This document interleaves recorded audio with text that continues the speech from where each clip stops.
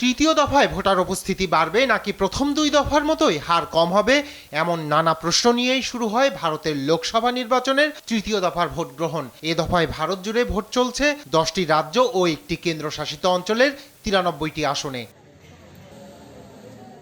এর মধ্যে কর্ণাটকের 28টির মধ্যে 14টি, গুজরাটের 26টির মধ্যে 25টি, উত্তরপ্রদেশের 80টির মধ্যে 10টি, মধ্যপ্রদেশের 29টির মধ্যে 9টি, আসামের 14টির মধ্যে 4টি, গোয়ায় 2টির মধ্যে সবকটিতে, ছত্তিশগড়ে 11টির মধ্যে 7টি, বিহারের 40টির মধ্যে 5টি, মহারাষ্ট্রের 48টির মধ্যে 11টি, পশ্চিমবঙ্গের 42টির মধ্যে 2টি এবং দাদরা ও নগর হাভেলি এবং দামান ও দিউ কেন্দ্রশাসিত অঞ্চলের 2টি আসনেই নেওয়া হচ্ছে ভোট।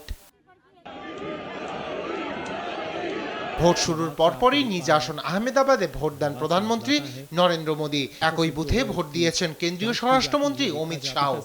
তৃতীয় দফায় ভোট বিপ্লবের আহ্বান জানান প্রধানমন্ত্রী নরেন্দ্র মোদী।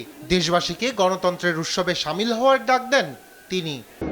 দেশবাসী ज़्यादा से ज़्यादा मतदान करें।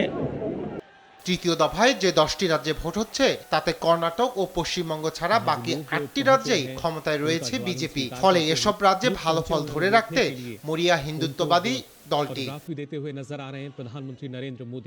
ভারতীয় সংবাদ মাধ্যম বলছে, তৃতীয় দফার ভোটে বিজেপির জন্য গুরুত্বপূর্ণ হলো গুজরাট।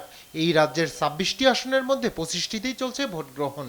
রাজ্যটির সুরাট আসনে প্রতিদ্বন্দ্বী না থাকায় বিনা ভোটেই জয়লাভ করে বিজেপি প্রার্থী। মূলত গেল দুবারের মতো এবারও রাজ্যের সব আসন জয়ের পরিকল্পনা বিজেপির।